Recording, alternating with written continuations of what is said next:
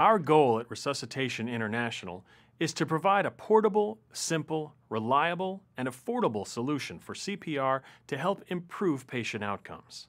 ROSC-U's simple design makes it easy for healthcare professionals to use ROSC-U when responding to patients experiencing a sudden cardiac arrest. In this section, we will examine ROSC-U's basic components, as well as general requirements associated with its use.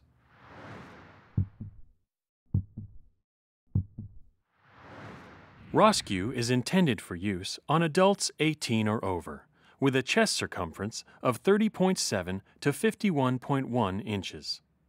ROSC-U must only be used in cases where manual CPR would normally be initiated, and in such cases, manual CPR should be started immediately, prior to the application of ROSC-U.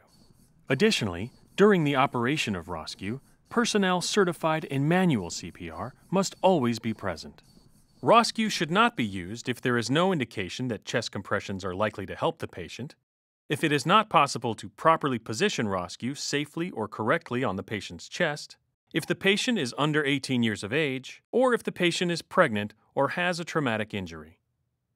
Please be aware that you should always consult local protocols for the proper integration of mechanical chest compressions into your sudden cardiac arrest protocol.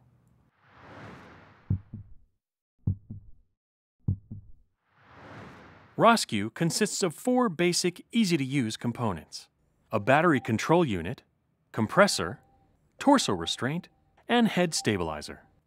The battery control unit contains an integral battery, main power rocker switch, charging port with the provided charging port cover, function control panel, and a Molex connector that links the battery control unit to the compressor via the umbilical power cord. The compressor delivers the compressions on the patient's chest. The torso restraint is placed underneath and around the back of the patient to firmly secure the compressor to the patient. The piston action, combined with the torso restraint, provides both sternal displacement and circumferential chest compressions simultaneously.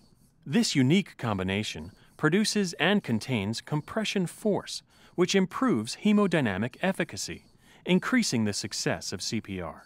The head stabilizer attaches to the torso restraint to provide stability during continuous operation of ROSC-U and positions the head for use of a protected airway when appropriate.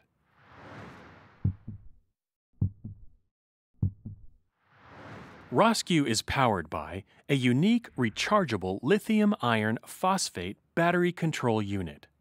The distinctive characteristics of the lithium iron phosphate battery provide a significant increase in the number of charge-discharge cycles compared with other battery types.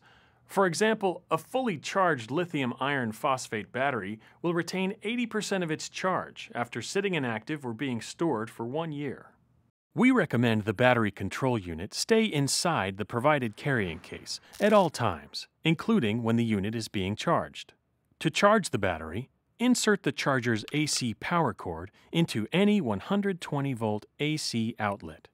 Next, remove the charging port cover, if necessary, and plug the charger's round barrel power connector directly into the charging port in the recess on the battery control unit below the main power rocker switch.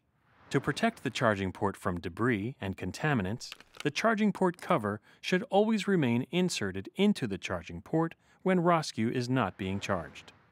When the charger is connected, the LED on the charger will light up red, indicating that the battery is being charged. When this LED turns green, the battery is fully charged.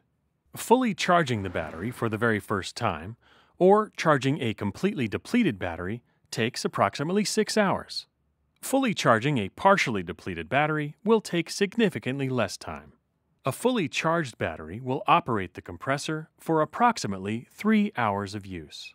We recommend that the battery control unit be charged after each use, whenever possible. We suggest you keep the battery control unit constantly charged, as constant charging will not affect this type of battery. Be aware that attempting to charge ROSC-U with a non-approved charger could result in damage to ROSC-U, its battery, or personnel. Charging ROSC-U with a non-approved charger voids the warranty. Remember, to protect the charging port from debris and contaminants, The charging port cover should always remain inserted into the charging port when ROSC-U is not being charged.